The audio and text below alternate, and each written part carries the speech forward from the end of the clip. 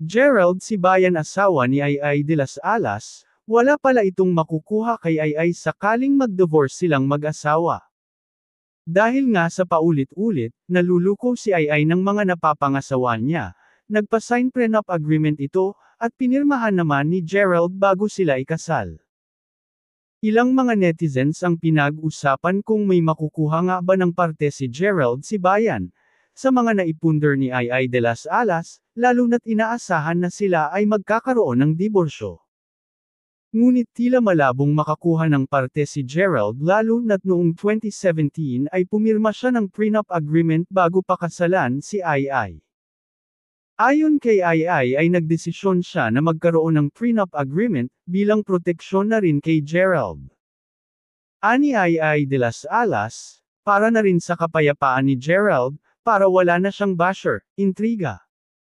Sa mga mag-asawa naman, kaya normal, kaya artista, wala naman yun. Pera lang yun. Kumbaga, hindi naman yun ang batayan ng pagsasama nyo ng matagal. Nasa pagsasama yun kung nagkakaintindihan kayo, di ba? Pera lang yun. Although kailangan nyo yun bilang mag-asawa pero hindi yun ang essence ng pagmamahalan. Ngunit inamin ni Ay na hindi pa rin makakasigurado ang prenup agreement. Ngunit komento ng isang netizen, correction po, ang laki na po nang nakuha niya kay Ay, yung tiwala at pinag-aral tapos naging US citizen na siya. Malaking bagay po yun na nakuha niya. 10 years na inalagaan po siya ni Ay. Yung emotion na ibinuhos sa kanya ay mas higit pa yun sa material na bagay.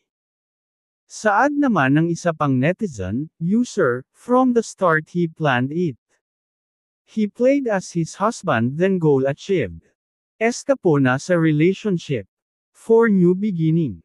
A young man with ill motive finds a rich old lonely woman, to milk and to benefit from. Sa ngayon ay labis pa rin na nasaktan si Ay de las Alas sa break-up nila ni Gerald Sibayan, lalo pat alam ng aktres na may ibang babae ang asawa niya.